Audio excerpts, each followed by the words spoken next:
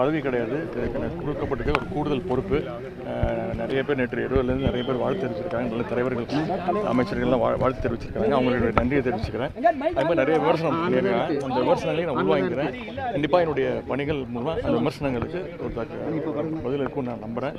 கலைஞருக்கு தளபதி ஸ்டாலின் எவ்வாறு உறுதுணையாக இருந்து ஒத்துழைப்பாக இருந்து ஆட்சி நிர்வாகத்தை கவனித்து கொண்டாரோ அதைப் போல இன்றைக்கு தளபதி ஸ்டாலின் அவர்களுக்கு உதயநிதி ஸ்டாலின் அவர்களும் உற்ற துணையாக இருப்பார் என்று நம்புகிறேன். அவருக்கு என்னுடைய வாழ்த்துக்கள். உயர்கல்வித்துறையை ஒரு பட்டியல் சமூகத்தை சார்ந்த உறுப்பினருக்கு வழங்கியிருப்பது அனைவருக்கும் மகிழ்ச்சியை தருகிறது. அனைத்து ஜனநாயக சக்திகளும் இதனை வரவேற்று பாராட்டுகின்றனர். கூட்டணி கட்சி என்கிற முறையில் விடுதலை சிறுத்தைகளும் இதனை வரவேற்கிறோம், பாராட்டுகிறோம். இந்த மேண்டேட்டுடைய பரிவு எல்லாம் மாண்பு முதலமைச்சர் இருக்கு.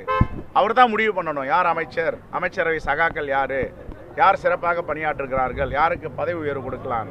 அதில் போய் தலையிடுவதற்கு யாருக்கும் எந்தவித தார்மீக அடிப்படை உரிமையும் கிடையாது. இது பொறாமை எரிச்சலின் பால் இவர்கள் பேசுகிறாங்க. ஒரு கட்சி ஒரு ஆட்சி, ஒரு கட்சிக்கு ஒரு மேண்டேட் கொடுக்குறாங்க.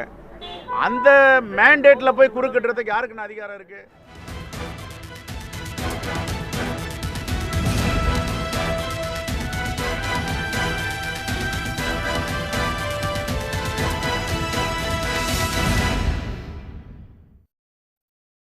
வணக்கம், இது கேள்விக்களம். துணை முதலமைச்சராக பொறுப்பேற்றிருக்கிறார் உதயநிதி ஸ்டாலின். உடன் 4 அமைச்சர்களுக்கு இன்று பதவி பிரமாணம் செய்து வைக்கப்பட்டிருக்கிறது. அதில் 2 புதியவராக இந்த அமைச்சரவையை அலங்கரிக்க இருக்கிறார்கள். அதற்கிடையே இலாக்கா மாற்றங்களும் நடந்திருக்கின்றது. மீண்டும் அமைச்சராக செந்தில் பாலாஜி பதவியேற்றிருக்கிறார். உயர்கல்வித்துறை அமைச்சராக கோவி செழியன் அவர்கள் நியமிக்கப்பட்டிருப்பது கவனம் ஈர்ப்பதாக அமைந்திருக்கிறது. அரசியலில் தாக்கத்தை ஏற்படுத்துமா இந்த அமைச்சரவை மாற்றம் என்கின்ற பொருளில்தான் இன்று விவாதிக்க இருக்கிறோம். நம்மோடு விருந்தினர்களும் இணைந்திருக்கிறார்கள். திமுகவிலிருந்து திரு சூர்யா வெற்றிகொண்டான் அவர்கள் இணைந்திருக்கிறார், அவரை வரவேற்கிறேன். பத்திரிகையாளர் கவிதா முரளிதரன் அவர்களையும் வரவேற்கிறேன். நேரலையில் கொங்கு நாடு மக்கள் தேசிய கட்சியின் தலைவர் ER ஈஸ்வரன் அவர்கள் இணைந்திருக்கிறார், அவரை வரவேற்கிறேன். வழக்கறிஞர் தமிழ்மணி அவர்களையும் வரவேற்கிறேன். பாஜகவிலிருந்து இணைந்திருக்கிற ஸ்ரீகாந்த் கருணேஷ் அவர்களையும் அன்போடு வரவேற்கிறேன். முதல்ல திரு ஈஸ்வரன் அவர்களிடமிருந்து போகணும்னு நினைக்கிறேன். துணை முதலமைச்சராக திரு உதயநிதி ஸ்டாலின் அவர்களுக்கு இந்த பொறுப்பை வழங்க வேண்டும் என்று திமுக கட்சிக்குள்ளாகவே நிறைய நாட்களாக இந்த கோரிக்கைகள் இருந்து கொண்டிருந்தது. முதலமைச்சர் தொடர்ந்து அதை பரிசீலித்து கொண்டுதான் இருந்தார். அதன் மேல் ஒரு முடிவை எடுக்கவே இல்லை. தற்போது இந்த அறிவிப்பு வெளியாகி இன்று அவர் அந்த பொறுப்பினை ஏற்றுக்கொண்டிருக்கிறார். நேற்று கூட்டணி கட்சிகள் கூட பவள விழாவில் இந்த கட்சி ரீதியான கொள்கைகள் ரீதியான நிறைய விஷயங்களை பேசி இருந்ததும் எவ்வளவு இன்டாக்டாக இந்த கூட்டணி செயல்படுகிறது என்பதையும் உறுதிப்படுத்தி இருந்தது. அதற்கு பின்பு வெளியான இந்த அறிவிப்பும் இந்த பதவி ஏற்பும் எப்படி பார்க்கலாம்? என்ன மாதிரியான அரசியல் தாக்கத்தை நம்ம எதிர்நோக்கலாம்?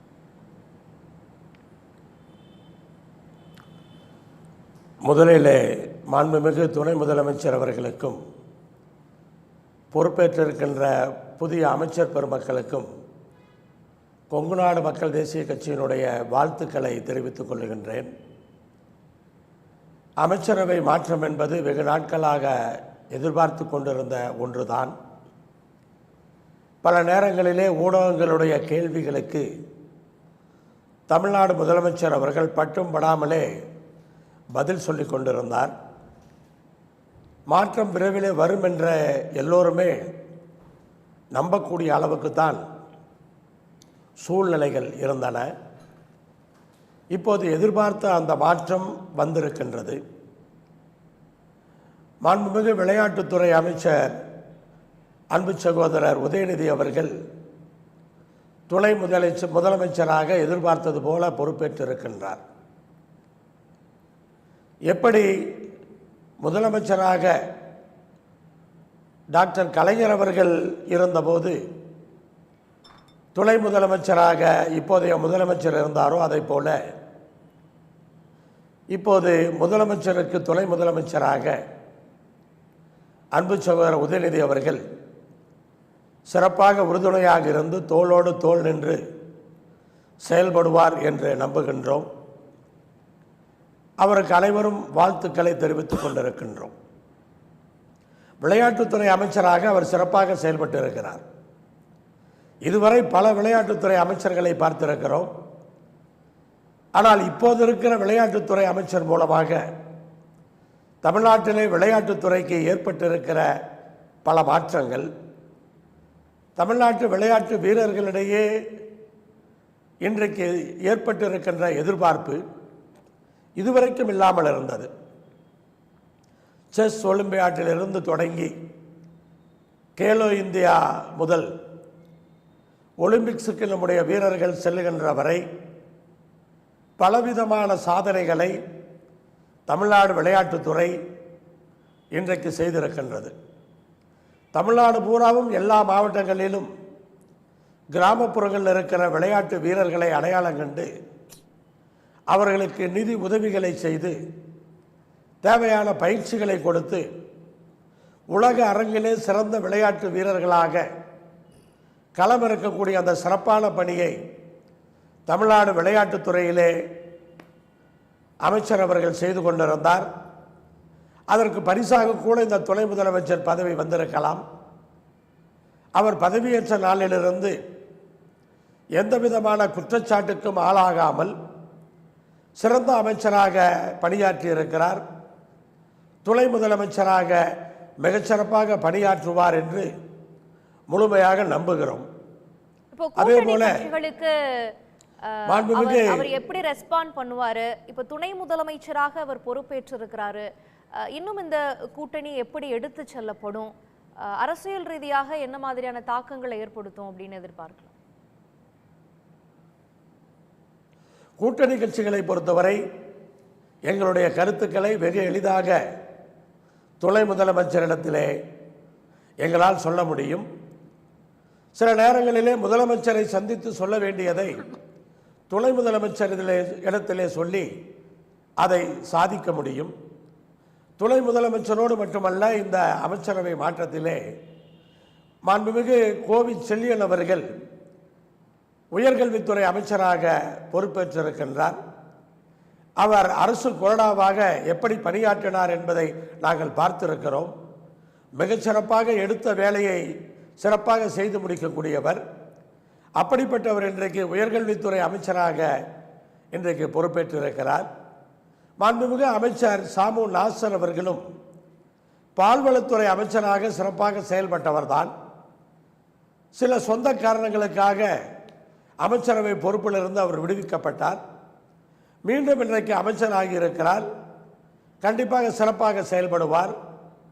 மாண்புமிகு அமைச்சர் சேலம் ராஜேந்திரன் அவர்களை பொறுத்தவரை சேலம், தருமபுரி, கிருஷ்ணகிரி மாவட்டங்களுக்கு இதுவரைக்கும் மந்திரி சபையிலே பிரதிநிதித்துவம் இல்லாமல் இருந்தது. இப்போது சேலம் சட்டமன்ற உறுப்பினர் அன்பு சகோதரர் பனமரத்தப்பட்டி ராஜேந்திரன் அவர்களை அமைச்சராக்கியதன் மூலமாக அந்த 3 மாவட்டங்கள் பகுதிகளிலே ஒரு அமைச்சர் இருப்பதை இன்றைக்கு முதலமைச்சர் உறுதி செய்திருக்கின்றார். அதே போல பார்த்தீர்கள் என்று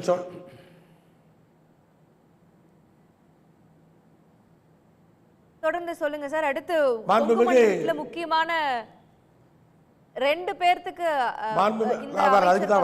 முக்கியத்துவம் வாய்ந்ததா இருக்கு. அதுக்கு தான் வரேன்.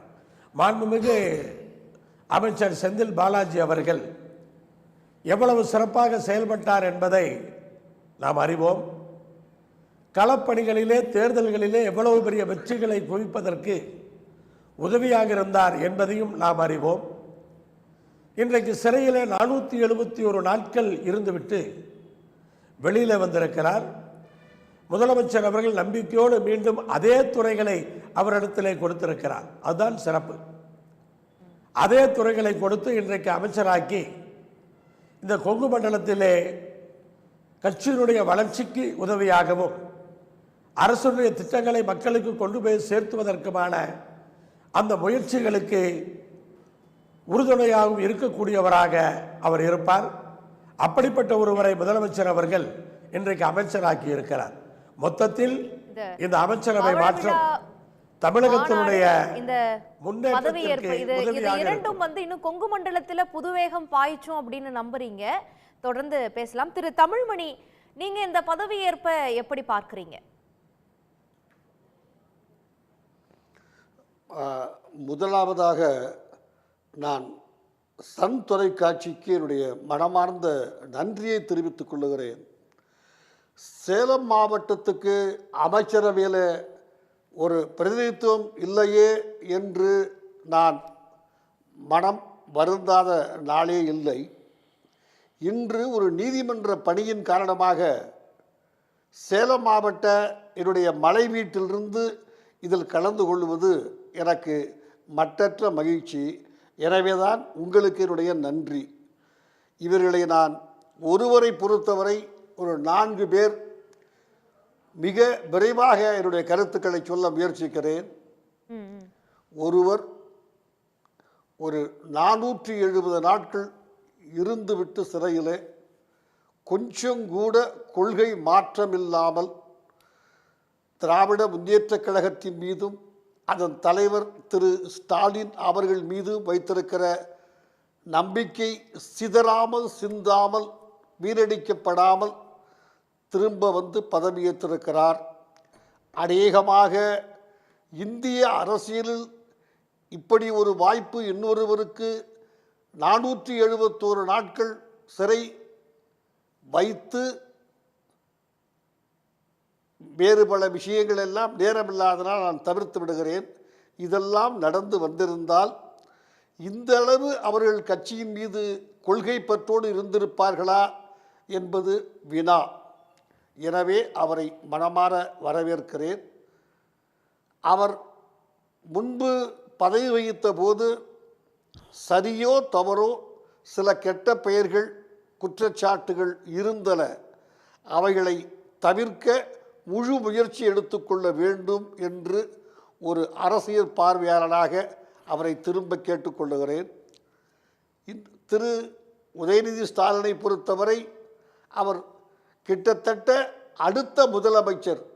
துணை முதலமைச்சர் என்பது அது ஒரு பதவி அல்ல, ஒரு டிசிக்னேஷன், ஸ்பெஷல் டிசிக்னேஷன், அவ்வளவுதான். எனவே அவரை அடுத்த முதலமைச்சராக அவருக்கு வழங்கப்படுகிற ஒரு பயிற்சி, அவர் இந்த நிமிடம் வரை அதற்கு பொருத்தமானவராக இருந்திருக்கிறார், நடந்து கொண்டிருக்கிறார், தொடர்வார் என்று நம்புகிறேன். 3, திரு ஆவடி நாசரை பொறுத்தவரை கலைஞர் வார்த்தையில் சொல்ல வேண்டுமானால் அவர் திரும்பி வந்த கோவலர். எந்த காரணத்துக்காக அனுப்பப்பட்டார் என்பதை விட எந்த காரணத்துக்காக அழைக்கப்பட்டார் திரும்ப என்பதையும் தாண்டி திரும்பவும் தொடர்ந்து கட்சிக்கு விசுவாசமாக கட்சியின் மீது கல்லெறியாமல் கட்சி பணி செய்தால் வெளியே அனுப்பப்பட்டவர்களும் அழைக்கப்படுவார்கள், சிறையில் இருக்கிறவர்களும் குற்றஞ்சாட்டப்பட்டவர்களும் அழைக்கப்படுவார்கள். இவர்கள் கட்சிக்காரர்களே முதலமைச்சரே வெளியே அனுப்பிவித்தாலும் கூட அவருடைய நடத்தை தொடர்ந்து கட்சிக்கு விசுவாசமாக தலைமையின் மீது மாறா பற்றோடு இருக்கிறதனால் திரும்ப அழைக்கப்படுவார் என்பதற்கு திரு ஆவடி நாசர் எடுத்துக்காட்டு. வாழ்த்துக்கள். 3வது திரு செழியன் அவர்கள், அவர் கொஞ்சம் நிதானித்து நடக்க வேண்டிய கட்டாயம் இருப்பதாக நான் கருதுகிறேன். ஏனென்றால் அவர் மீது எந்த தவறும் இல்லை. ஆனால் கவர்னர் சொல்லிய எல்லா விஷயங்களுக்கும் விளக்கம் பதில் அல்லது பதிலடி கொடுத்த காரணத்தால் தான் திரு பொன்முடி உயர்கல்வியிலிருந்து காட்டுக்கு அனுப்பப்பட்டிருக்கிறார் என்கிற விமர்சனம் எழுந்திருக்கிறது. சரியா தவறா என்பதை நான் ஆராய அவசியமில்லை, நேரமும் இல்லை. அந்த துறைக்கு ஒரு எக்ஸ்பர்டைஸ் வழங்குவாரு அப்படி நம்ம அந்த பொறுப்புக்கு வந்திருக்கிற திரு செழியன் இன்னும் கொஞ்சம் பொறுப்போடு எந்த சிக்கலிலும் மாட்டாமல் இருக்க வேண்டும். சரி, இதில் யாருக்காவது மிக யாருக்காவது மிக கடினமான பொறுப்பு அமைச்சர் பக்கத்துல எந்த பிரச்சனையும் இருக்காது, ஆளுநரால தான் பிரச்சனை வரும், பார்த்து நடந்துக்கணும்னு சொல்றீங்களா? சேர்ந்தவர் சேலம் மாவட்டத்துக்கு திரு எடப்பாடி அவர்கள் CV சிங்காரித்து பொட்டிட்டு பூவிட்டு வைர நகைகளிட்டு மிக அழகான பாலங்கள், இந்தியாவில் எங்குமில்லாத 2 பாலங்கள், இப்படி ஒரு கால்நடை பூங்கா என்று கிட்டத்தட்ட சேலம் மாவட்டத்தை முதலமைச்சராக இருந்த காரணத்தால் தன் சொந்த மாவட்டம் என்பதனால் அதை சீர்படுத்தி வைத்திருக்கிறார். தன் பெருமையை சொல்லுவதாக அந்த நேரத்தில் அந்த அமைச்சராக வந்திருக்கிறவர், இவருக்கு பொறுப்பு மிக அதிகம் இருப்பதாக நான் கருதுகிறேன். அவருக்கு ஒரே ஒரு வேண்டுகோள் வைக்கிறார். எனக்கு கடமை இருக்கிறது, கேட்டுக்கொள்ள வேண்டிய கடமையும் அவருக்கு இருக்கிறது. ஒரு 1000 ஏக்கர் கரும்பந்துறை பகுதியிலே அரசு நிலம் இருக்கிறது. உள்ளே ஒரு மிகப்பெரிய ஏரி இருக்கிறது. நான் இதை ஒரு 10 ஆண்டுகளாக தொடர்ந்து வலியுறுத்தி வருகிறேன். அதில் லால்பாக் போன்று ஒன்று அமைக்கப்படுமானால் எந்தெந்த பகுதிகளுக்கு அமைச்சர்கள் தேவையோ அதை சரியாக இந்த பதவியேற்பின் வாயிலாக நிறைவேற்றி இருக்கிறாங்க. சேலம் மாவட்டத்திற்கென்று ஒரு அமைச்சர் வேண்டும்ங்கிற கோரிக்கை எல்லா தரப்பிலிருந்தும் இருந்தது. அது இன்று நிறைவேற்றப்பட்டிருக்கு, நிறைவாக இருக்குங்கிறது தான் உங்களுடைய பார்வை வாயிலாகவும் புரிஞ்சுக்க முடியுது. நான் ஸ்ரீகாந்த் கருணேஷ் அவர்கிட்ட போயிட்டு சூர்யா வெற்றி கொண்டான்னு கிட்ட அவர்கள்ட்ட வர்றேன். திரு ஸ்ரீகாந்த் கருணேஷ், திரு தமிழ்மணி அவர்கள் சொன்னதை கேட்டிருப்பீங்க. கோவிச்செழியன் அவர்கள் கவனமா இருக்கணும், அவருடைய பணியில எந்த தொய்வும் இருக்காதுங்கிறத நம்புறோம். ஆனா ஆளுநர் ஏதாவது பண்ணுவாரு, அதற்கு பதில் சொல்ல போய் பிரச்சனைகள் வரும் அப்படின்றாங்க. தொடர்ந்து மாநில அரசு சொல்லக்கூடிய பிரச்சனை இந்த நிர்வாக சிக்கல் தான். அது இந்த பதவியேற்பையும் தாண்டி தொடரும் அப்படிங்கிறது ஒரு ஐயமாக இருக்கு. அனைவருக்கும் வணக்கம். அபிநயா நான் இன்னொரு தொலைக்காட்சிக்கு போக வேண்டி இருக்கிறதுனால என்னுடைய முதல் சுற்றிலேயே என்னுடைய கருத்துக்களை பகிர்வதற்கான கால அவகாசம் நீங்கள் கொடுத்தா சிறப்பாக இருக்கும். என்னுடைய எல்லாவற்றையுமே நான் சுருக்கமாக சொல்லிவிடுகிறேன். முதல்ல இன்றைக்கு இந்த பொறுப்பேற்றிருக்கும் உதயநிதி ஸ்டாலின் அவர்களுக்கு எங்களுடைய மனமார்ந்த வாழ்த்துக்கள். இது ஒரு அலங்கார பொறுப்பு தான். ஆனாலும் சில விடயங்களை நாங்கள் முன்வைக்கணும் அப்படின்னு நினைக்கிறோம். அதாவது உங்கள் தலைப்பில் என்ன கேட்டிருக்கீங்க, இந்த அமைச்சரவை மாற்றத்தால் அரசியல் தாக்கம் ஏற்படுமா அப்படின்னு. எனக்கு தெரிஞ்ச எந்த மாற்றமும் ஏற்படாது. நமக்கு எத்தனையோ சட்டம் ஒழுங்கு சீர்கேடுகள் சரிப்பட்டு விடுமா, மழைநீர் வடிகால் இனிமேல் மாறுபட்டு விடுமா, இனிமேல் என்னதான் மக்களுடைய அவலங்கள் என்னென்னலாம் மாறப்போகுது அப்படிங்கிறதெல்லாம் ஒன்றுமே இல்லை. இதே ஆட்சி இப்படியே தொடரும். இன்னும் சொல்ல போனால் முதல்வராகவே மதிக்கப்பட்டு வந்த திரு உதயநிதி அவர்களுக்கு இப்போ துணை முதல்வருங்கிற ஒரு அடையாளப்படுத்தி இருக்கிறீர்கள், அவ்வளவுதான். அதை தவிர வேறு எந்த மாற்றங்களும் நான் பார்க்கல.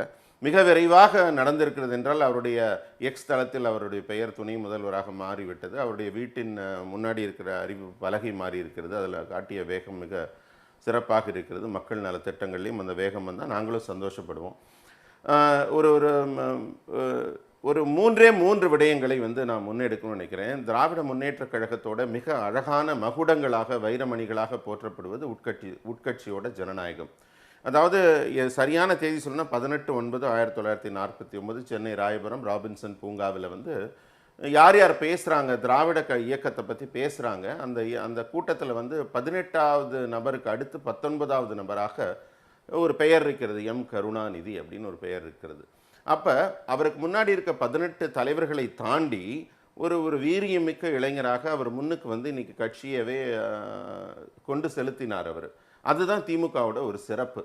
அதாவது யாருக்கு ஆற்றல் இருக்கிறதோ, யாருக்கு திறமை இருக்கிறதோ, அவர் எத்தனை பின்னாடியே ஒரு சிறிய பொறுப்பில் இருந்தாலும் முன்னுக்கு வர முடியும்னு. ஆனா அந்த நிலை இன்று திமுகவில் இருக்காங்கிறத திமுகவில் இருக்க ஒருத்தர் சிந்திச்சு பார்க்கணும். எங்க கட்சியில ஒரு சாமானிய தொண்டன் எந்த பொறுப்புக்கும் வர முடியாது. அதாவது கட்சி நினைக்குது. அப்ப மற்றவங்க யாருமே திறமையற்றவர்களாக இருக்கிறார்களா இத்தனை ஆண்டு காலமாக? இல்ல நான் கேட்கிறேன். உதயநிதி அவர்கள் திறமையற்றவராக இருக்கிறாரா? முன்னாடி பேசின ரவி இல்ல நான் கேட்குறேன். ஈஸ்வரன் அவர்கள் பேசின போதும் சரி, இது இன்னும் கொஞ்சம் முன்னாடி ரவிக்குமார் ஒரு பேட்டி ஒளிபரப்புனீங்க நீங்கள் விசிகாலேருந்து. எல்லாரும் சொன்னாங்க இவர் மிக திறமையாக செயல்பட்டார், அதனால இந்த பொறுப்பு கொடுக்கப்பட்டிருக்குன்னு. அப்போ மற்றவர்களெல்லாம் திறமை அற்றவர்களா? அவங்கெல்லாம் அந்த அளவுக்கு திறமை இல்லாமல் எத்தனை ஆண்டு காலமாக அமைச்சர்கள் மூத்த அமைச்சர்கள் இருக்கிறார்கள். அதை நான் எடுக்க விரும்பலை, அந்த கூற்றை எடுக்க விரும்பலை. ஏன்னு கேட்டால் அப்போ நீங்கள் இவர் தான் சிறப்பாக செயல்பட்டார், துணை முதல்வர் ஆகிறார்னு நீங்கள் அடையாளப்படுத்தும் போதே மற்றவர்கள் எல்லாம் இந்த அளவு சிறப்பாக செயல்படவில்லை என்பதை நீங்களே சொல்வது போல் மிக வெளிப்படையாக தெரிகிறது. அதே மாதிரி திமுகவில் வந்து முதல் இருவேறு விதமான ஒரு கட்டமைப்பு இருக்கணும்னு நினைச்சிருக்கலாம். அனுபவம் மிக்க மூத்த தலைவர்கள், புதுரத்தம் பாய்ச்சக்கூடிய சிந்தனை பொறிகளை மட்டும் புதுரச்சம் பாய்த்துறதுக்கு ஏன் அங்கே வேற வேற நபர்களே இல்லையா? அன்பில் மகேஷ் அவர் இல்லையா? இன்னும் சொல்லப்போனால் ராஜா இருக்கிறாரு, நிறைய பேர் இருக்காங்க. இளைஞர்களுக்கு பஞ்சமா என்ன திமுக? அதனால இல்ல நான் முடிச்சிடுறேன். என்னுடைய சிந்தனை பொறிகள் ஏன் அண்ணன் சூர்யா வெற்றி கொண்டான் இருக்காரு, இளமை ததும்ப சூர்யா வெற்றி கொண்டான் அண்ணன் இருக்காரு, எவ்வளவு நல்லா பேசுறாரு டிபேட்ல. அதான் அவரெல்லாம் மறந்துட்டோமேங்கிறதா எனக்கு வருத்தமே. அதனால கொஞ்சம் இருங்க, என்னோட இன்னும் ரெண்டு முக்கியமான விஷயம் சொல்றேன். மோடி எங்க இருந்து உள்ள வந்தாருன்னு மட்டும் சொல்லுங்க. அதுக்கு அது வேற பிரச்சனை அண்ணா. அதுதான் சொந்த பிரச்சனை இல்லன்னா வர முடியுது. ஒரு அதிகார உச்சத்துல இருப்பவரை மீறி ஒரு ஒரு ஒரு ஒரு செயல் வீரர் வர முடியுது இல்ல, அது ஏன் அவங்க வர முடியல? சரி, நான் அடுத்த ரெண்டு பொறிகளை சொல்லிடுறேன். நீங்களே எனக்கு எடுத்து கொடுத்ததுக்கு நன்றி, நல்ல உதாரணம் கொடுத்தீங்க.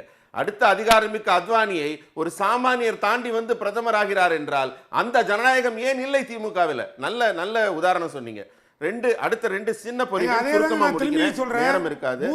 மூத்த அமைச்சர்கள் அத்தனை பேர் இருக்கும்போது பகுத்தறிவு அதையும் கடந்து கலைஞர் போர் 19வது இடத்துல இருந்த கலைஞர் வந்தது மாதிரி ஒரு ஏன் இன்னைக்கு 30வது இடத்துல அத்வானியோட மகன் வரல, அத்வானி அவர்களின் மகன் வரவில்லை அல்லவா? வாஜ்பாய் அவர்களின் குடும்ப உறுப்பினர் வரவில்லை அல்லவா? யாருமே அவங்க எல்லாம் வரல. எங்கேயோ வந்து ஒரு ஒரு வாஜ்பாய் குடும்பத்துல அரசியல் வர்றதுக்கு விருப்பம் இல்ல. அதுதான் ஜனநாயகம். அதனாலதான் நீங்க எல்லாம் வந்துட்டீங்க. அப்படி எல்லாம் இல்லைன்னா அதெல்லாம் சரிங்கண்ணா. இப்போ ஒரே ஒரு முக்கியமான ரெண்டு விஷயத்தை கேட்டுட்டு அதுக்கு சேர்த்து பதில் சொல்லுங்க, சந்தோஷப்படுவேன். அடுத்தது திமுகவின் மணிமகுடங்களாக போற்றப்படுவது பகுத்தறிவு. பகுத்தறிவுனா என்ன? கேள்வி கேட்கறது. இன்னைக்கு யாராவது ஒருத்தர் நான் கேட்கிற மாதிரி ஒரு கேள்வியை அந்த கட்சியில கேட்டா தான் அந்த கட்சி பகுத்தறிவோடு இருக்குன்னு நினைப்போம். மூன்றாவது மகுடம் என்ன சொல்லுவாங்கன்னு கேட்டா, இது சொல்றது கேட்டா சமூக நீதி. திமுகவின் அடிப்படை கட்டமைப்பே சமூக நீதியால் உருவாக்கப்பட்டது. இந்த நாட்டை ஒடுக்கப்பட்டவர்களை இவங்களெல்லாம் முன்னேற்றியது நான் தான் அப்படின்னு சொல்ற உரத்த குரல்ல பேசுற அந்த கட்சியில இன்றைக்கு சமூக நீதி படும் பாட்டை எப்படி எடுத்து சொல்வது சொல்லுங்க? இன்னைக்கு இந்த கட்சியில சமூக நீதி எங்கே இருக்கிறது? ஒரு ஒடுக்கப்பட்டவர், ஒரு தாழ்த்தப்பட்டவர், என் பட்டியலிடத்து சகோதரரை வந்து ஒரு அமைச்சராக்கி விட்டீர்கள், சந்தோஷப்படுறாங்க. இது வந்து அலங்கார பதவி. எனக்கு ஒன்றும் புரியல. சமூக நீதினே சொல்லிட்டு சொல்றேன். சமூக நீதினே புரியாதவர்கள் தான் திமுக இருக்கீங்க, நல்லா தெரியுதுன்னா. சமூக நீதி தெரியுது. சமூக நீதி சாதிக்கு ஒரு நீதி இல்ல. நான் சொல்லி தரவா? அனைவரும் சமமாக பார்ப்பதுதான் சமூக நீதி. நான் சொல்லவா ஒரு நீதி?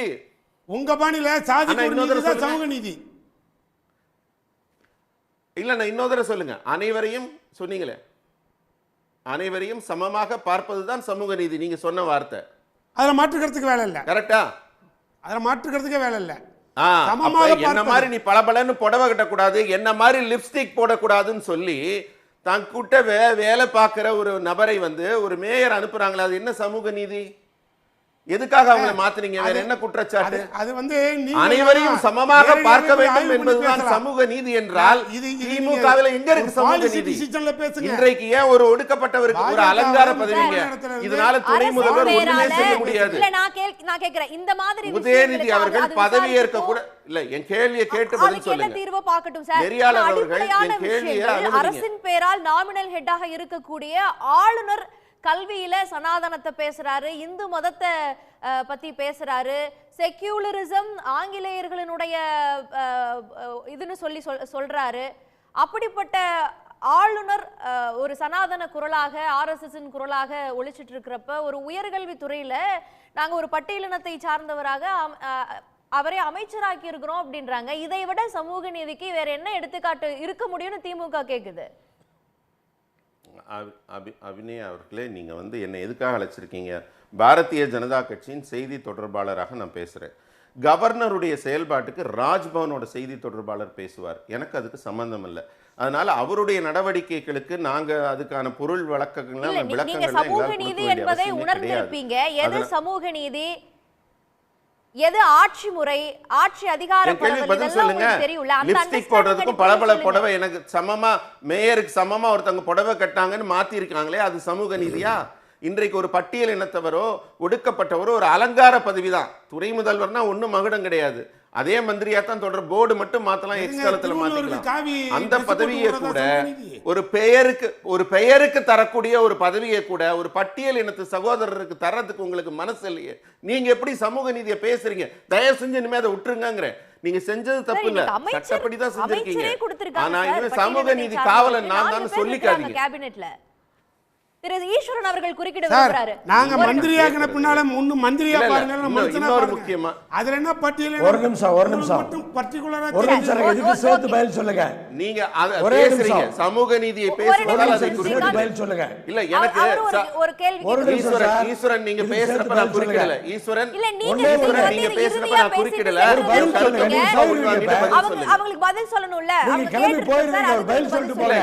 நான் இருக்கேன், போயிட மாட்டேன். உங்களுக்கு இன்னும் இருக்க உங்க பதில கேக்குறேன். எனக்கு கடைசி கேள்வி ஒரே நிமிஷம். கோயம்புத்தூர்ல அபிநயா ஒரே ஒரு நிமிஷம். மாண்புமிகு அமைச்சர் நிர்மலா சீதாராமன் அவர்களுடைய கூட்டத்தில் ஜிஎஸ்டி பத்தி கேள்வி கேட்ட அன்னபூர்ணா சீனிவாசன் அவர்களை மிரட்டி மன்னிப்பு கேட்க வச்சீங்களே, அது என்ன பழக்கம்? இதெல்லாம் கேள்வி கேட்க கூடாதா? ஸ்ரீகாந்த், சரி, நம்ம தலைப்போட்டி பேசலாம்னு நினைக்கிறேன். ஈஸ்வரன் அவர்களுக்கு ஏதோ புரிதல் இல்லைன்னு நினைக்கிறேன். நம்ம இன்னைக்கு பேசுறது அமைச்சரவை இப்பதான் உங்களுக்கு தலைப்போட்டி பேசலாம். இவ்வளவு நேரம் தலைப்போட்டி பேச மாட்டீங்க. அத பத்தி பேச நல்லா இருக்கு. இந்த மாதிரி பொது கருத்து பேசுறது தலைப்போட்டி பேசுவீங்க. இப்ப நான் நேரடி என்னுடைய கேள்விக்கு முதல்ல பதில் சொல்றீங்க. இன்னைக்கு அமைச்சராக பதவியேற்றிருக்கிறார் செந்தில் பாலாஜி அவர்கள். அதை பத்தின என் கருத்தை உள்வாங்கிட்டு பதில் சொல்லுங்க. செந்தில் பாலாஜி அவர்களை நீங்க மீண்டும் அமைச்சராக்கி இருக்கிறீர்கள். ஏன் அந்த துறைக்கு தகுதியான ஒரு நபர் உங்க கட்சியில் யாருமே இல்லையா? எதற்காக அவருக்கு மீண்டும் பதவி? ஜெயில இருக்கும் போதும் பதவி தரீங்க, பெயில்ல இருக்கும் போதும் பதவி தரீங்க. அவர் இன்னைக்கு ஒரு அமைச்சராக அதே துறையை நீங்க தரீங்களே. பணம் வாங்கினதற்கான முகாந்திரம் ஜட்ஜ் சொல்ல வேண்டிய அவசியம் இல்ல. பணம் இருக்கிறது அப்படின்னு சொல்லி பிணையில இருக்கிறார். அவர் விடுதலை செய்யப்பட்டு விட்டாரா? அக்விட்டல் ஆயிட்டாரா? நீங்க வழக்கறிஞர், தெரிஞ்சு சொல்லுங்க ஈஸ்வரன். அவர் அக்விட்டல் ஆயிட்டாரா? பிணையில் இருக்கிறார். விசாரணை நடத்தாம உள்ள வைப்பாங்க. அதனால இதுவரைக்கும் துணை அமைச்சர் கேட்டிருக்கோம், இணை அமைச்சர் கேட்டிருக்கோம். இதுவரைக்கும் துணை அமைச்சர் கேட்டிருக்கோம், இணை அமைச்சர் கேட்டிருக்கோம். முதல் முறையா பிணை அமைச்சர் இன்னைக்கு தான் கேட்கிறோம். அதனால ஏன் ஆட்கள் இல்லைன்னு கேட்கிறேன். உங்களுக்கு என்ன ஆட்கள் பஞ்சமா? தகுதியானவர்கள் பஞ்சமா? இளைஞர்கள் பஞ்சமா? எத்தனை பேர் உங்களுக்காக போஸ்டர் ஓட்டுறான், எத்தனை பேர் உங்களுக்காக உழைக்கிறான். அந்த இளைஞர்கள் ஒருத்தரை தேர்வு பண்ண முடியாத அவங்களால? ஏன் அவருக்கே மீண்டும் மீண்டும் வாய்ப்புன்னு கேட்கிறேன். அதுவும் அவரை திருடர் என்று முதல்வரே குறிப்பிட்டிருக்கிறார். இன்னைக்கு தியாகிங்கிறார். இன்னைக்கு வழக்கே தமிழக அரசு போட்ட வழக்கு. குற்றம் சாட்டியவர் நம்ம முதல்வர் ஸ்டாலின்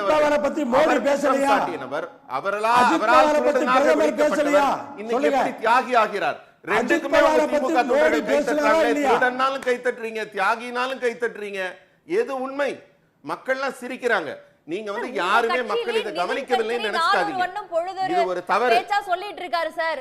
உங்க அரசு, உங்க ஆட்சி முறையிலேயே கோளாறுகள் இருக்கு, ஊழல் நிறைஞ்சிருக்கு. நிதின் கட்கரி சொல்லலையா? எங்க ஆட்சி முறை? பாஜக ஆட்சியில ஆட்சி முறையில எங்க கோளாறு இருக்கு? ஏதாவது ஒற்றை உதாரணம் சொல்லுங்க. ஒற்றை உதாரணம் சொல்லுங்க. அவர் நீங்க பொதுப்படையா ஏதோ கருத்தை சொல்றீங்க. அஜித் பவார் என்ன சார்? அஜித் பவாரை பத்தி பிரதமர் பேசலையான்னு கேக்குறேன். தொலைக்காட்சி மேல மிகப்பெரிய மரியாதை வச்சிருக்கேன்.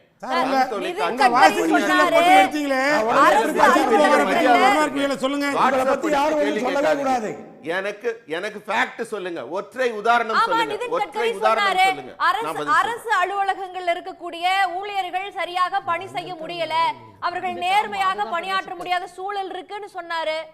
அந்த நிர்வாகம் யாருக்கு கீழே வருது? ஏன் அவங்களுக்கு அப்படி ஒரு சூழல் இருக்கு? அப்படிதான் ஈடி செயல்படுதா? அப்படிதான் இன்கம் டாக்ஸ் செயல்படுதா?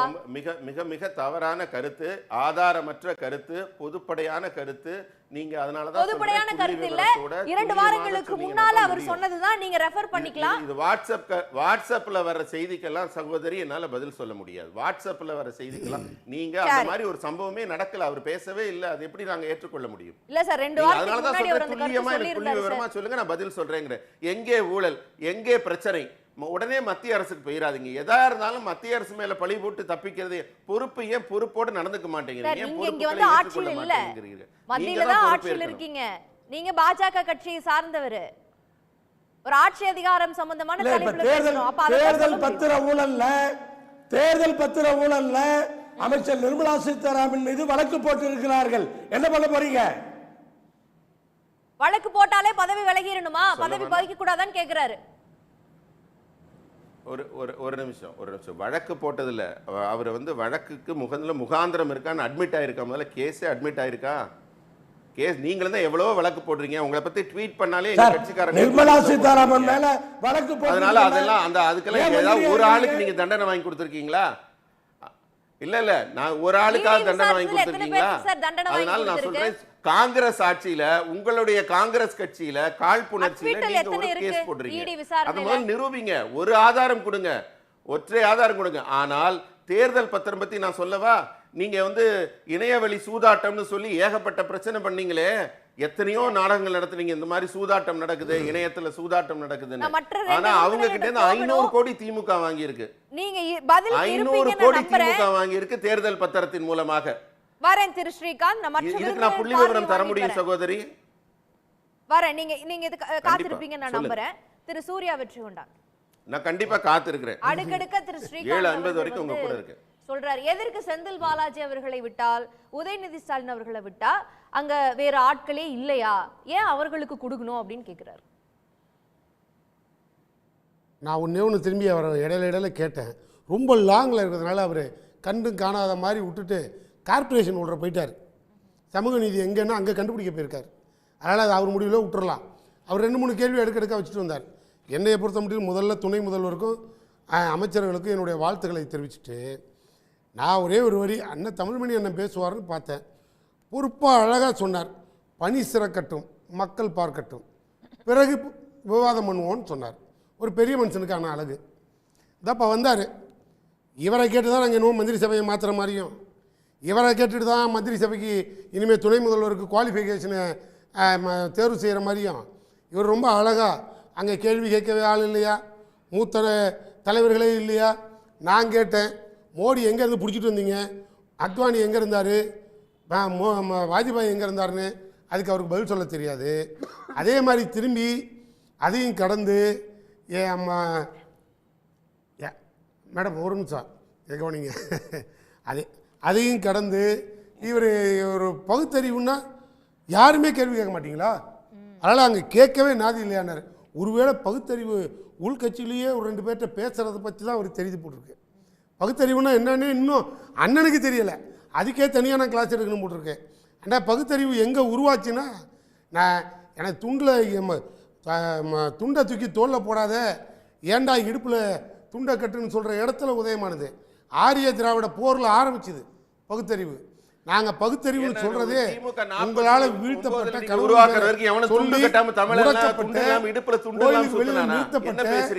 செருப்பு போடாத கேள்வி கேட்க சொன்னோம் பாருங்க, அதுக்கு பேர் பகுத்தறிவு. இப்போ கார்னேஸுக்கு புரியும்னு நினைக்கிறேன்.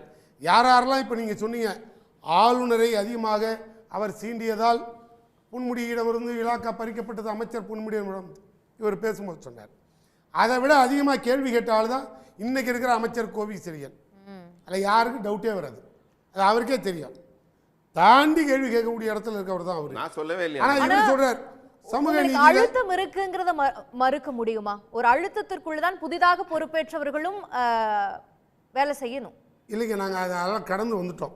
இப்போ இனிமேல் இந்த ஆளுநர் வேலை, ஆளுநர் எப்போ பதவியே அமைச்சர் பொன்முடி ஏற்றுக்கக்கூடாதுன்னு சொல்லி மத்தியானம் பொன்முடி அமைச்சர் பொன்முடியை நீக்கினார். இரவு ராத்திரி 9 மணிக்கு திரும்பி ஓடி அவரை நீக்கிற போகிறானுன்ற பயத்தில் ஐயான்னு சொல்லிட்டு திரும்பி மன்னிப்பு கேட்டு சேர்த்தார். நான் நீக்கினதை வாபஸ் வாங்கிக்கிறேன், எனக்கு அந்த அதிகாரம் இல்லைன்னாரு. அது திமுகன்னு அடிக்கடி சொல்லியிருக்கேன். அதே மாதிரி சேர்க்க மாட்டேன்னு சொன்னார். அதிகாரம் இல்லைன்னு சுப்ரீம் கோர்ட் வரைக்கும் போய் திரும்பி அவர் கையிலேயே பதவி கொடுத்து சேர்க்க வச்சோம். ஆளுநருக்கு என்ன அதிகாரம்னு கற்றுக் கொடுத்த கட்சியே திமுக தான் சமீப காலமாக. அது இந்த ஆளுநருக்கு. அதனால் அதுக்கு உடலாம் நாங்கள் இனிமேல் பயணிக்கிற மாதிரி இல்லை. நான் என்ன கேட்குறேன்னா, இப்போ இவர்கிட்ட துணை முதல்வர் என்ன தகுதியை இவருக்கு கொடுத்ததுக்கு பிறகு கொண்டு கொடுக்கணுமா?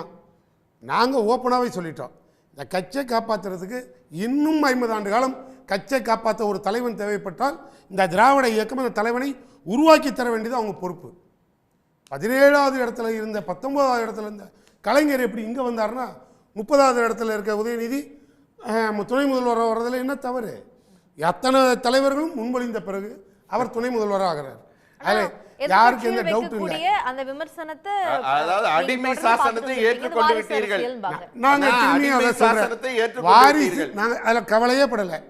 வாரிசு ஒன்று இல்லாதனால தான் இன்னைக்கு அதிமுக 5 பக்கமாக பிரிஞ்சு யார் கட்சின்னு தெரியாமல் யாருக்கு சின்னோன்னு தெரியாமல் அதாவது ஆளுக்கு ஒரு கம்பெனியாக ரோடாக சுற்றுது.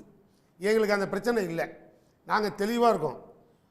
கட்சி இது எங்கள் அப்பா வளர்த்த கட்சி, இது எங்கள் அப்பன் பிடிச்ச கொடி, இது எங்கள் அப்பனால் காப்பாற்றப்பட்ட தொண்டன். நான் அந்த வேலையை செய்ய வருவேன். அவன் ஏற்றுக்கிட்டானா நான் தலைவனாக வருவேன். இதான் அவர் சொன்னது. ஏற்றுக்கிட்டாங்க, தலைவனாக மாறுறாரு. அதே மாதிரி நிர்வாகம், ஒரு எம்எல்ஏ ஆக்குனீங்க, தொகுதி மக்கள் பாராட்டுச்சு, அமைச்சராக்குனீங்க, என்ன பலன்னு பாருங்கள், மக்களுக்கு என்ன யூஸ்ன்னு பாருங்கள். இவருக்கு அவர் அமைச்சரானால் இவருக்கு என்ன யூஸ்ன்னு இவர் ஏன் கவலைப்படுறாரு? அமைச்சருக்கு மக்களுக்கு என்ன பலன்? ஒரு விளையாட்டுத்துறை அமைச்சரானார், இந்தியாவே திரும்பி பார்க்குற அளவுக்கு ஒரு நிகழ்ச்சி நடத்தினார் பிரதமர் மோடியை கூப்பிட்டு வந்து. அதே நேரம் விளையாட்டுத்துறை அமைச்சராக இருக்கும்போதே சவுத் ஆசியாவே திரும்பி பார்க்குற மாதிரி இப்போ ஒரு ஃபார்முலா 4 ரேஸ் நடத்தினார். இதெல்லாம் அவர் துறை வளர்ந்தது. இப்போ துணை முதல்வர் ஆக்குறோம், அத்தனை துறையும் வளரும் அப்படிங்கிற பார்வையில் நான் பார்ப்பேன். அந்த பதவி மக்களுக்கு பயன்படுற பதவி. முதலமைச்சர் திருச்சிக்கு 3 தாட்டி போனார்னா துணை முதல்வராக இருக்க அமைச்சர் துணை முதலமைச்சர் உதயநிதி 10 தாட்டி போவார். அரசு இயந்திரம் அங்கே பம்புற மாதிரி வேலை செய்யும். அத்தனை துறையும் அவர் பார்வையில் இருக்கும். ஆக்டிவாக ஒரு இளைஞர் உள்ளவரர், நல்லா வேலை செய்யட்டும், பணி சிறக்கட்டும், நான் பார்க்குறேன் அப்படின்னு அது மக்களுக்கு தேவையான பணியா பயன்படுத்துங்க அப்படின்னு சொன்னா பரவாயில்லை. இருக்கு அப்படின்னு நம்ம புரிஞ்சுக்கலாம். எவ்வளவு சவால்கள் இருக்கு. துணை முதலமைச்சராக பொறுப்பேற்றிருக்கிறார். தேர்தல் பிரச்சாரத்தின் போதே சொன்னார், எங்களை ஜெயிக்க வச்சீங்கன்னா மாதம் ஒரு முறை வந்து நிச்சயமா இந்த தொகுதிக்கு நான் வந்து வேலை செய்வேன் பார்ப்பேன்னு சொல்லி இருக்கிறாரு. அப்ப அவருக்கு இன்னும் நிறைய சவால்கள் இருக்கு இந்த பொறுப்பை ஏற்றுக்கிட்டது. மேடம், அவரு இதெல்லாம் கூட இந்த பொறுப்பு இதெல்லாம் கூட கடந்து அதெல்லாம் கடந்து சமூக ரீதியாகவே பெரிய பெரிய சவால்களை இந்த வயதிலேயே சந்திச்ச ஒரு தலைவன் கலைஞர் மாதிரி. அப்படி வர நான் இவங்க பாணியிலே வரேன். ஒரே ஒரு வார்த்தை சனாதானம்ன்ற ஒரு வரி அண்ணன் கார்னஸுக்கு புரியும். நெத்தில பிறந்தவன் யார் காலில் பிறந்தவன் யாருன்னு கேள்வி கேட்ட நேரத்தில் அது ஒளியன்னு சொன்னாரு. நெத்தில பிறந்தவனுக்கு டெலிவரி பார்த்தவன் யாருன்னு கேட்டாரு. சுப்ரீம் கோர்ட் வரைக்கும் அவர் ஃபேஸ் பண்ணிட்டு இருக்காரு. சமூக நீதியை எங்க பார்க்கணுமோ அங்க பார்க்கறாரு. இவருக்கு சமூக நீதினால என்னன்னு தெரியாது. சமூக நீதி என்னன்னா கார்ப்பரேஷன் சனாதனத்தை பத்தி நாங்க சொல்ற சமூக நீதி அஃபிடவிட்ல அப்படி தான் கொடுத்தாங்க. சாதிக்கு ஒரு நீதி, சமூக நீதி இல்ல. பற்றி நான் அப்படி பேசவில்லைன்னு ஒவ்வொரு சாதிக்காக நீதி பேசுறது பேரு சமூக நீதி அல்ல. விளையாட்டுத்துறை அமைச்சர் சமூக நீதினா இல்ல விளையாட்டுத்துறை அமைச்சர் சனாதனம் பத்தி பேசல. ஆட்சி திராவிட மாடல் ஆட்சி. ஆரியர்களை எதிர்த்து உருவான வரிதான் திராவிடம். ஆரிய திராவிட போருக்கு முற்றுப்புள்ளி வைக்க இன்னும் 50 ஆண்டு காலம் துணை முதலமைச்சர் உதயநிதி. உங்களுக்கு இப்படி சொல்றேன், உங்களுக்கு சவாலா இருக்கிற ஒரு தலைவன் அவரு. அதனால உங்களுக்கு பயம் வரட்டும், ஆனா மக்களுக்கு பலன் போய் சேரட்டும். Okay sir. திருமதி கவிதா முரளிதரன், இப்போ புதிதாக துணை முதலமைச்சராக பொறுப்புக்கு வந்திருக்கிறார் உதயநிதி ஸ்டாலின். புதுதாக 2 அமைச்சர்கள் பொறுப்பேற்றிருக்கிறாங்க. ஏற்கனவே அமைச்சர்களாக இருந்தவர்களுக்கு இப்போ மறுபடியும் இந்த அமைச்சரவையில் இடம் கொடுக்கப்பட்டிருக்குது. இலாக்கா மாற்றம் எல்லாம் ஏற்பட்டிருக்கு. இது வந்து ஒரு ஆட்சி ரீதியான தேவைப்படுகக்கூடிய ஒரு ரீசஃபில் அப்படின்னு நம்ம புரிஞ்சுக்கலாமா? சிலருக்கு வந்து ஒரு மூத்த அமைச்சருக்கு இவ்வளவு காலம் வகித்து வந்த ஒரு துறையை மாற்றி கொடுத்துருக்குறாங்களே அப்படின்றாங்க. இல்லை அந்த மூத்த அமைச்சரனுடைய அனுபவம் அந்த துறைக்கு தேவைப்படுகிறது என்கின்ற அடிப்படையில் இந்த மாற்றம் இருக்கு. இது ஒரு ஜனநாயக ரீதியான ஒரு ரீசஃபில் இருந்துகிட்டே இருந்தாதான் அந்த அதிகார பரவல் சரியாக இருக்கும் அப்படின்ற பார்வையா? இதை எப்படி புரிஞ்சுக்கலாம்? அதுக்கு முன்னாடி ஸ்ரீகாந்த் அவர் சொன்ன விஷயத்துக்கு ஒரே ஒரு கவுண்டர் கொடுக்கணும்னு நினைக்கிறேன். அவர் வந்து செந்தில் பாலாஜிக்கு என்ன தகுதி இருக்குது, வேறு யாரும் இல்லையான்னு கேட்டார். 2014 தோழர் வந்து அஜித் பவார் பற்றி பேசினாங்க. அஜித் பவார் மட்டும் இல்லை, 2014 25 எதிர்க்கட்சி தலைவர்கள் வந்து ஊழல் குற்றச்சாட்டுகளை எதிர்கொண்டவர்கள். பிஜேபிக்கு கிராஸ் ஓவர் ஆனவனே எதிர் அலையன்ஸ் அவர் கட்சியில் சேர்ந்ததுக்கப்புறம் அதில் 23 பேருக்கு வந்து கேஸ்லேருந்து விடுவிக்கப்பட்டிருக்காங்க. 20 கேசஸ் வந்து எந்த நடவடிக்கையும் இல்லாமல் இருக்குது. 3 பேருக்கு கேஸே முடிஞ்சு போச்சு. ஸோ இது வந்து பிஜேபியோட ஸ்ட்ராட்டஜி இருக்குல்ல, ஊழலை பற்றி அவங்க பார்வை இருக்குல்ல, அவங்க பண்ணால் அது ஊழல் இல்லை, மற்றவங்க பண்ணால் மட்டும்தான் அது ஊழல் அப்படின்றது இருக்குல்ல, அதை வந்து முதல்ல எக்ஸ்போஸ் பண்ணணும்னு நினைக்கிறேன். அதில் அஜித் பவார் முக்கியமான ஒரு நபர். அஜித் பவார் எடியூரப்பா வந்து கர்நாடகாவில் பிஜேபி சிஎம்மாக இருந்தவர். கடுமையான ஊழல் குற்றச்சாட்டுகளை வந்து ஃபேஸ் பண்ணார். எந்த விதத்துலையும் வந்து அவர் அவரையே சிஎம்மாக தொடர்ந்து இருக்காருன்னு சொல்லிட்டு யாருமே கேள்வி கேட்கல. நீங்கள் வந்து அப்போ எடியூரப்பா மேலே ஊழல் குற்றச்சாட்டு வந்து சொல்லுங்க. அப்ப செந்தில் பாலாஜி இன்னும் ப்ரூவ் ஆகல சார். வழக்கு நடந்துட்டு இருக்கு. அப்படி இல்ல. ஆனா செந்தில் பாலாஜி மேல குற்றம் சாட்டியது முதல்வர் ஸ்டாலின் அவர்கள். வழக்கு போட்டிருக்கிறது தமிழக அரசு. இவங்களே வழக்கு போட்டு இவங்களே அவரை ஊழல்வாதின்னு சொல்லி இவங்களே அமைச்சராக்குறது காமெடியா இல்லையா உங்களுக்கு? விடுதலை பண்ணது ஒரு நீதிபதி தான் சார். சார் நிர்மலா சீதாராமன் சொன்னாங்க விடுதலை பண்ணது ஒரு நீதிபதி தான். வரவேற்போம். விடுதலை பண்ணல சார். விடுதலை பண்ணல. நிர்மலா சீதாராமன் சொன்னாங்க சார் எங்க கட்சியில அவர் பணம் பெற்றதுக்கான முகாந்திரம் இருக்கு. விடுதலை பண்ணல. அவர் தவறான கருத்து சொல்றார். வெற்றி கொண்டானா விடுதலை பண்ணல, பிணையில் வந்திருக்கிறார். அந்த பிணையில கூட பணம் பெற்றதற்கான முகாந்திரம் இருக்கிறதுன்னு கண்டிஷன் பெயில் அமைச்சிருக்காங்க. விடுதலை ஆகல சார். அந்த கேஸ் விடுதலையான பிறகு திரும்பி சுமூட்டா எடுத்த கேஸ் பேசுச்சு. அவர்கள் கட்சிக்கு வந்ததற்கு பிறகு கூட்டணிக்கோ இல்ல பிஜேபிக்கு வந்ததற்கு பிறகு வாஷிங் மெஷின் கவர்மெண்டாக வாஷிங் மெஷின் கட்சியாக பிஜேபி செயல்படுதுன்னு குற்றச்சாட்டு இருந்துச்சுல. கண்டிப்பாக செயல்படவில்லை. அவர்கள் மேல இருக்க வழக்கோ மற்ற எந்த விசாரணையோ எல்லாமே கோர்ட் நடத்தி கொண்டு தான் இருக்கிறது. அதுக்கு அப்புறம் நீங்க பேசுங்க சார். செயல்படல நான் எப்படி சொல்றாருன்னு தெரியல. நீங்க சொன்னது இல்ல அவர் வந்து பேப்பர்லாம் படிக்கிறாரான்னு தெரியல, நியூஸ் ஃபாலோ பண்றாரான்னு தெரியல. ஏன்னா அஜித் பவாரை பத்தி பிஜேபி முன்னாடி என்ன பேசினாங்க, அதுக்கப்புறம் அஜித் பவார் மட்டும் இல்ல, அது மாதிரி கிட்டத்தட்ட 25 லீடர்ஸை வந்து கிராஸ் ஓவர் ஆன உடனே அவங்களுக்கு வந்து ஏதோ ஒரு விதத்துல அவங்களுக்கு ஒரு ரிலீஃப் கிடைச்சிருக்கு. அவங்க எதிர்கொண்டு இருந்த ஊழல் குற்றச்சாட்டுகள்ல இருந்து அவங்களுக்கு ஒரு ரிலீஃப் கிடைச்சிருக்கு. ஸோ பிஜேபியோட அல்டிமேட் நோக்கம் வந்து உங்களுக்கு நான் கடுமையான நெருக்கடி கொடுப்பேன், நீங்கள் என்னோட சேர்ந்துருங்க, இல்லைன்னா நீங்கள் ஜெயிலில் இருக்கணும். இதுதான் பிஜேபியோட ஸ்ட்ராட்டஜியாக தேசிய லெவலில் இருக்குது. தமிழ்நாட்டிலையும் அதை தான் அவங்க வந்து ட்ரை பண்ணுறாங்க. ஸோ இதை நான் முதல்ல பதிவு பண்ணணும்னு நினைக்கிறேன். ஏன்னா பிஜேபி கேனாட் ப்ளே ஒரு என்ன சொல்கிறது க்ளீன் பாலிடிக்ஸ் அப்படின்ற இதை வந்து பிஜேபி கட்டாயம் ப்ளே பண்ண முடியாது. அதுக்கான தகுதி அந்த கட்சிக்கு இல்லை அப்படின்னு நான் நம்புகிறேன். ரெண்டாவது வந்து நீங்கள் கேட்ட கேள்வி அந்த ஷஃபில் அப்படின்றது, இந்த ஷஃபில் முக்கியமாக நான் வந்து 2026 எலெக்ஷன் ஒட்டி நடக்கிற ஒரு விஷயமா பார்க்குறேன். எனக்கு ஸ்ட்ராட்டஜிக்காக எல்லாருமே பேசுனாங்க சேலத்துல இருந்து ஒரு மினிஸ்டர் அப்படின்றது முக்கியமான ஒரு விஷயம். ஆமாம் இல்லை சேலத்தில் ஏன் முக்கியம் அப்படின்னு நான் நினைக்கிறேன்னா அங்கே ஓரளவுக்கு ஏடிஎம்கே வந்து ஸ்ட்ராங்காக இருக்காங்க. ஸோ ஆமாம் அங்கே இருக்காங்க. செந்தில் பாலாஜியை திரும்ப கொண்டு வந்ததுக்கும் அதான் முக்கியமான காரணம். கொங்கு பகுதியில் வந்து ஓரளவுக்கு லாஸ்ட் எலெக்ஷனில் வந்து ஏடிஎம்கே ஓரளவுக்கு சீட் வாங்கிச்சுன்னா அந்த பகுதிகளில் தான் வாங்குச்சு. ஸோ அதை கவுண்டர் பண்ணோம் அப்படின்றதுக்காக தான் பண்ணுறாங்க. ரொம்ப முக்கியமான விஷயம் எல்லாருமே பேசினாங்க, 4வது தலித் அமைச்சர் அநேகமாக எனக்கு தெரிஞ்சு வெரிஃபை பண்ணோம், பட் அநேகமாக எனக்கு தெரிஞ்சு ஃபர்ஸ்ட் டைம் தமிழ்நாடு அசம்பிளியில் 4 மினிஸ்டர்ஸ் வந்து அப்படி இருக்காங்க அப்படின்றது. ஹையர் எஜுகேஷனுக்கு வந்து ஃபர்ஸ்ட் டைம் ஒரு தலித் வந்து மினிஸ்டராக வந்திருக்காரு அப்படின்றது ரொம்ப முக்கியமான ஒரு விஷயமா பார்க்குறேன். ஆல்மோஸ்ட் 10% நினைக்கிற கேபினெட் அமைச்சர்கள்ல. ஸோ இது வந்து டெஃபினட்டாக ஒரு முக்கியமான விஷயம். என்டையர் கேபினெட் ரீஷஃபிலையுமே வந்து எனக்கு தெரிஞ்ச சீனியர்ஸ் யாருமே ரஃபில் ஆகலைங்க. அவங்களுக்கு வந்து என்னோட இதை எடுத்துட்டாங்க இல்லை எனக்கு இதை கொடுத்துட்டாங்க அப்படின்ற மாதிரியான வருத்தம்லாம் இருக்கிற மாதிரி நான் பேசின வரைக்கும் எனக்கு தெரியல. ரொம்ப இதுவாக தான் இது நடந்திருக்கு. அது கட்சி விஷயமா தான் நம்ம பார்க்க முடியும் நான் நினைக்கிறேன். திரு ஸ்ரீகாந்த், நீங்க அதாவது திரு செந்தில் பாலாஜி அவர்களை விட கூடுதல் காலகட்டம் திரு ஆண்டிமுத்து ராஜா அவர்கள் திகார் சிறையில் 2G வழக்கில் அனுபவிச்சுட்டு வந்தார். இதை விட அதிக நாட்கள் அனுபவிச்சு அவருக்கு இந்த மாதிரி வரவேற்பு இல்லை, ஒரு விழாக்கோலம் இல்லை, தியாகி என்று கொண்டாடப்படவில்லை, மிக சாமானியராக தான் நடத்தப்பட்டார். இப்ப என்ன ஒரு அதிக முக்கியத்துவம் எதற்காக கொடுக்கிறீர்கள்? ஏதோ ஒரு உள் விஷயம் இருக்கிறது. ஒரு கட்சியில் 500 நாள் பாவம் திகார் 500 நாள் திகார் சிறையில் இருந்த ஆண்டிமுத்து ராசா அவர்கள் ஆர்டினரி மனுஷனா இருக்காரு. இவரை மட்டும் சிறப்பாக கொண்டாடுகிறீர்களே ஏன்? சாவர்கார் போட்டு கொடுத்துட்டு இந்தியாவுக்கு துரோகம் பண்ணிட்டு வெளியில வந்தது அண்ணா, மாதிரி என் கேள்விக்கு நேரடியா பதில் சொல்லுங்கண்ணா. அதனால் சூர்யா வெற்றி கொண்டானவர்களே, என் கேள்விக்கு நேரடியா பதில் சொல்லுங்க. கட்சி சாவர்கர் பத்தி பேசல. கொடுத்த பொறுப்புக்கும் உங்க அமைச்சர் செய்ய சிறையில் இருந்த அமைச்சர் உள்ள இருந்தார். அதனால அவரை தியாகின்னு சொன்னோம். ஆனா அதே நேரம் கட்சி தலைவியை காலவாரி க்ளோஸ் பண்ணிட்டு கட்சி ஆபீஸிலேயே கொள்ளடிச்சிட்டு போய் பல வழக்குகளுக்கு உட்பட்ட எடப்பாடியே நாங்களே துரோகின்னு கூட அந்த கட்சியே சொல்லுது. இவர் தியாகினா அது துரோகி. இது நீங்க பேசின வசனம். கவிதா மேம், இப்போ வந்து சவால்கள் அப்படின்னு நம்ம வந்து திரு உதயநிதி ஸ்டாலின் கேள்விக்கு நீங்க பதிலே சொல்லலன்னா என்னென்ன விஷயங்கள் இருக்கு அப்படின்னு நம்ம புரிஞ்சுக்கலாம். இப்போ கொங்கு மண்டலத்துல பலப்படுத்தணும். அதற்கு ஏற்கனவே இந்த தேர்தலின் போது திரு உதயநிதி ஸ்டாலின் அவர்களும் அங்க பங்காற்றி இருக்கிறாரு. செந்தில் பாலாஜி அவர்களுடைய பங்கும் கொங்கு மண்டலத்துல இருக்குது. இப்போ ஒரு அமைச்சரையும் சேலத்துக்கு கொடுத்து அங்கேயும் ஈக்குவேஷன்ஸை வந்து இது பண்ணியிருக்கிறாங்க. அப்படின்றப்ப இந்த தேர்தலுக்காக என்னென்ன விஷயங்களை வந்து இன்னும் 2026 தேர்தலை பொறுத்த வரைக்கும் எனக்கு வந்து பல விஷயங்கள் இருக்கு. ஒன்று, கூட்டணி பற்றி நேற்று வரைக்கும் நிறைய சலசலப்பு இருந்தது, நிறைய பேச்சுக்கெல்லாம் ஓடிட்டு இருந்துச்சு. அது பவள விழாவில் வந்து ஒரு மாதிரி தெளிவாக தெரிஞ்சிடுச்சு இந்த கூட்டணி வந்து நீடிக்கும்.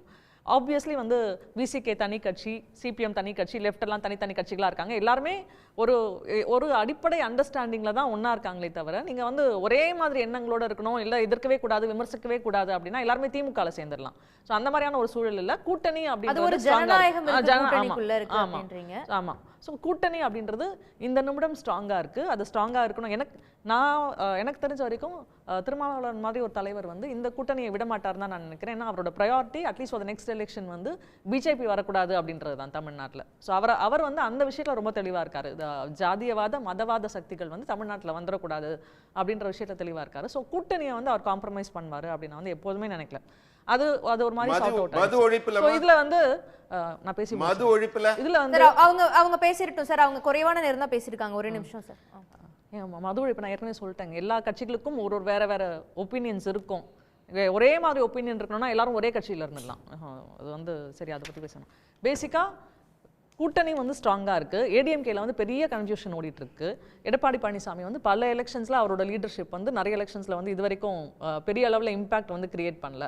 ஸோ இந்த மாதிரியான ஒரு சூழலில் 2026 வந்து it's going to be a cake walk for the DMK தான் நான் பார்க்குறேன். பெரிய அளவில் பிரச்சனையே வராது. இப்போ ஒரு சைடு வந்து தேர்தலுக்கு பலமாக கட்டமைக்கப்பட்டுருச்சு. திமுக கூட்டணியில் பிரச்சனை இல்லைங்கிறத நேற்று பவள விழா மேடை காமிச்சிருச்சு. அதே மாதிரி கட்சி ரீதியாக வந்து இது பலமாக இருக்கிறது. கொங்கு மண்டலத்தில் வலுப்படுத்துற வகையில் இந்த அமைச்சரவை மாற்றம் இருக்குது. அதுக்கான ஸ்ட்ராட்டஜியா தான் நான் பார்க்குறேன். இது எல்லாமே இருக்கு. அடுத்து யார் இவர்களை எதிர்கொள்ள போறாங்க அப்படிங்கிறவங்க தான் அரசியல் களத்தில் அவங்க தான் இதை பார்த்து தான் கட்டமைக்கணும். ஆமா, கட்டாயமா. இப்போ இருக்கிற சூழல்ல டிஎம்கேவோட கவலையா வந்து எவ்வளவு சீட்ஸ் ஜெயிக்கணும் அப்படின்றது வேணா இருக்கலாமே தவிர ஜெயிப்போமா இல்லை நெக்ஸ்ட் டைம் இதுவாகுமா அப்படின்ற கவலை வந்து இல்லை. பெரிய அளவில் ஜெயிக்கணும், இப்போ பார்லிமெண்ட்ல ஜெயிச்சா மாதிரி ஜெயிக்கிறது அப்படின்றது வேணா அவங்க ஒரு சேலஞ்சா அது வந்து ஒரு சேலஞ்சா வந்து அவங்க பார்க்கலாம். எதிர்பக்கம் வந்து எல்லாமே ஒரு என்ன சொல்றது, ஒரு கொஹரண்டாவே இல்லை. ஏடிஎம்கே வந்து ஒரு மெஸ்ல இருக்கு. அது எப்படி ஆகும் எப்படி போகுன்றது இப்போ வரைக்கும் புரியல. விஜயோட கட்சி வந்து என்ன ஐடியாலஜியோட உள்ள வராங்கன்றது வந்து நமக்கு தெரியல. அவர் வந்து பெரியார் திடலுக்கெல்லாம் போறாரு, பட் அவரோட ஐடியாலஜி என்ன அப்படின்றத அவர் வெளிப்படையா பேச மாட்டேங்கிறார். நீங்க சினிமாவில் இருக்கிற வரைக்கும் நீங்க வந்து அமைதியா இருக்கலாம், பேசாம இருக்கலாம். ஆனா நீங்க அரசியலுக்கு வந்த பிறகு நீங்க மக்களை பார்த்து பேச வேண்டிய ஒரு இடத்துல இருக்கீங்க. அதை வந்து இன்னும் விஜய் பண்ண ஆரம்பிக்கலன்னு நான் நினைக்கிறேன். ஸோ இது எதுவுமே தெளிவில்லாத ஒரு நிலையில I think it's advantage DMK. அதை நோக்கி ஒரு ஸ்டெப்பா தான் நான் இன்னைக்கு நடந்த விஷயத்தையும் நான் பார்க்குறேன். ஓகே திரு ஸ்ரீகாந்த், உங்களுடைய இறுதி பார்வை சுருக்கமா வச்சிருக்கவே உங்களுடைய வாக்கு சதவீதம் தெளிவில்லாத வாக்கு சதவீதம் இருக்கும்போதே திமுக வந்து இவ்வளவு உறுதியான கூட்டணி வந்து கடந்த பாராளுமன்ற தேர்தலில் 9% குறைஞ்சிருக்கு. இப்ப களம் மாறப்போகுது. பாரதிய ஜனதா கட்சி 18% தாண்டி இருக்கு. அப்ப இந்த நேரத்தில் நீங்க எப்படி நீங்க ஒரு பத்திரிகையாளராக இருக்கவங்க சரியான தகவலை ஆட்சியாளர்களுக்கு கொடுக்கணும். இடிப்பாறை இல்லாத ஏமராமன் கெடுப்பாறை இல்லாமல் கெடும்பாங்க. நீங்க பொது நபராக சொல்லாமல் ஆட்சியாளர்களின் அனுகூல பார்வைக்காக நீங்க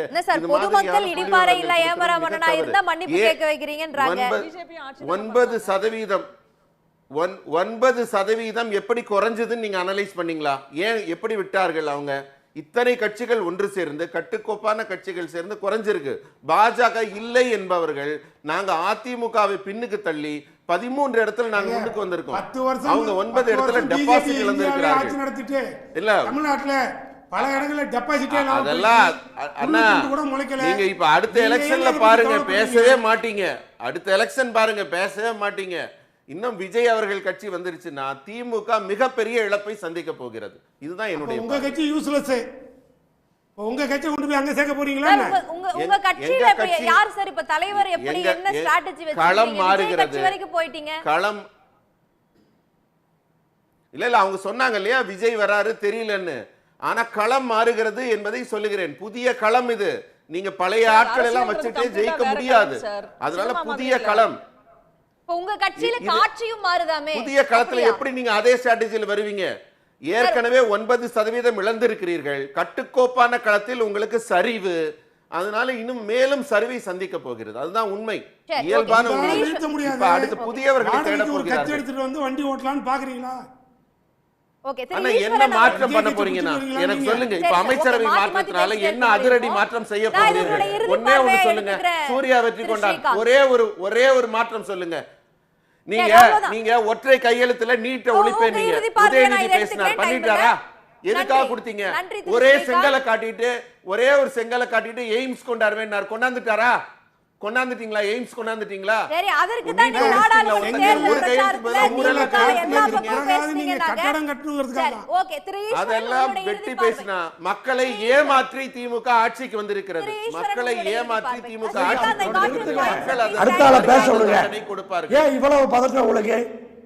எதுக்கு உங்களுக்கு இவ்வளவு பதட்டம்னு கேட்டேன். எனக்கு பதட்டம் இல்லைன்னா வழக்கறிஞர் பேசினாரு, மிக சிறப்பா பேசினாரு. புதுசா பொறுப்பெடுத்துட்டு இருக்கவங்க மக்கள் பார்க்குறாங்க, சிறப்பாக செயல்படுங்கன்னு ஆலோசனை வழங்கினார்.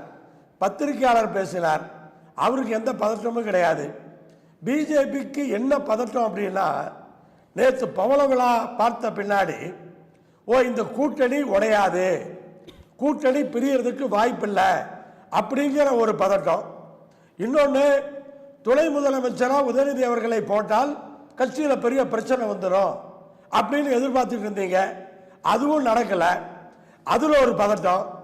அமைச்சரவை மாற்றம் வந்தால் பிரச்சனைகள் வரும், அப்படி வந்து கட்சியில குழப்பம் வரும் அப்படின்னு யோசிச்சீங்க. அதுவும் நடக்கல. இதுதான் உங்க பிரச்சனையா?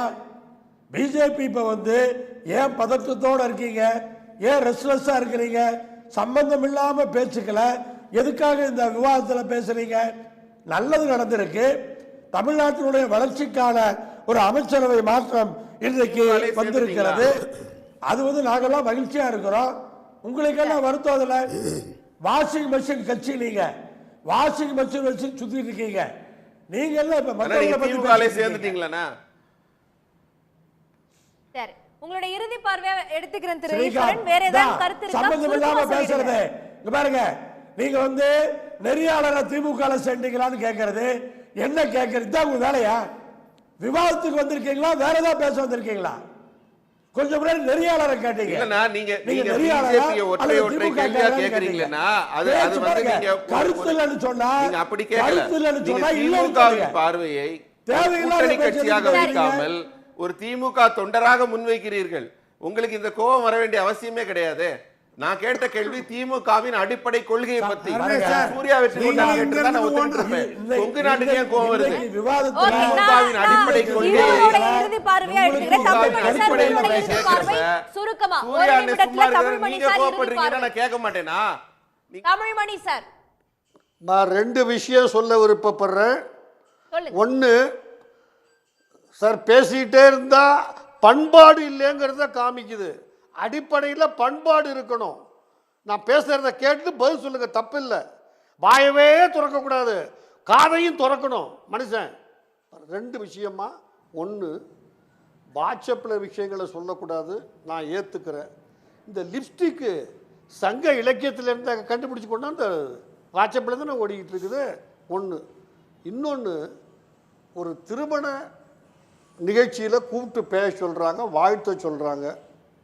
ஒருப்பா நீ பெரிய டாக்டரு வாழ்த்துறான்னு சொல்கிறாங்க. நல்லா இருக்கட்டும்னு சொல்லிட்டு உட்காந்துடலாம். இந்த நான் பெரிய டாக்டரு, இந்த மாப்பிள்ளை அநேகமாக 10 நாள் கூட உயிரோடு இருக்க மாட்டான், செத்து போயிடுவான். இவர் டாக்டரு. இதுதான் ஒரு அடிப்படை பண்பாடு இருக்கணும். எந்த இடத்துல என்ன பேசுகிறோம் அப்படின்ட்டு. நாளைக்கு காலையில் பிஜேபி, திமுக எல்லா கட்சிகளுக்கும் ஒரு அரசியல் டிபேட் வைங்க, பேசலாம், ஒன்றும் தவறு கிடையாது. உங்ககிட்டயும் நியாயம் இருக்கும், அடுத்தவங்ககிட்டயும் நியாயம் இருக்கும். இது ஒரு வாழ்த்துகிற நிகழ்ச்சியில் தேடி தேடி தேடி திட்டுறதுங்கிறது பண்பாடு இல்லைங்கிறத காமிக்குது. நீங்க இந்த அமைச்சரவை மாற்றத்தை வரவேற்கிறீங்க, செயல்பாடுகள் மூலமாக பின்பு கணிக்கலாம் சொல்றீங்க, அப்படி புரிஞ்சுக்கலாமா?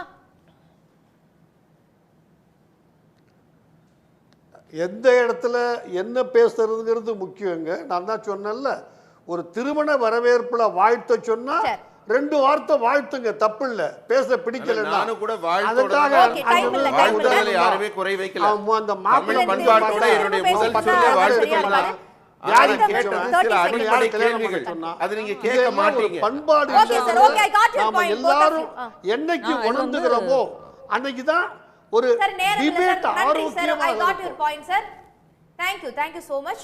கவிதா மேம், உங்களுடைய இறுதி பார்வை 30 seconds please. எனக்கு வந்து இந்த அமைச்சரவை மாற்றம் முழுக்க முழுக்க எலெக்ஷன் ஓரியன்ட், எலெக்ஷனில் வந்து மிகப்பெரிய வெற்றி பெறணும் அப்படின்றது தான் திமுகவோட எண்ணமாக இருக்கும். அதனால தான் இந்த மாதிரியான ஸ்ட்ராட்டஜிக்கான சேஞ்சஸ் எல்லாம் வந்து கேபினெட்டில் வந்திருக்கு அப்படின்னு நான் நினைக்கிறேன். உதயநிதி முன்னாடி இருக்கக்கூடிய பெரிய சவால் அப்படின்னு நான் நினைக்கிறது வந்து இந்த எலெக்ஷன், அந்த வர எலெக்ஷனுக்கு அப்புறம் தான் அவர் வந்து கட்சி எப்படி எடுத்துகிட்டு போவார், கூட்டணிகளை எப்படி இது பண்ணுவார், அவருக்குன்னு ஒரு ரோலை வந்து அவர் எப்படி இது பண்ணுவார். பட் நான் எல்லாரும் சொன்ன மாதிரி வெயிட் பண்ணி வாட்ச் பண்ணுறது தான் சரியாக இருக்கும்னு எனக்கு தோணுது. அவரே சொல்கிறாரு, என்னோட விமர்சனங்களுக்கு கேட்பேன், என்னுடைய பணிகள் மூலமாக பதில் சொல்லுவோன்னு பார்ப்போம். பொறுத்திருந்து பார்ப்போம். புதிய இந்த அமைச்சரவை மாற்றம் மற்றும் துணை முதலமைச்சர் பதவியேற்புக்கு பிறகு என்னென்ன மாதிரியான மாற்றங்கள்லாம் ஏற்பட இருக்கிறது என்பதை பங்கு கொண்ட விருந்தினர்களுக்கும் பார்த்த நேயர்களுக்கும் நன்றி. மீண்டும் ஒரு நிகழ்ச்சியில் சந்திப்போம். நன்றி, வணக்கம்.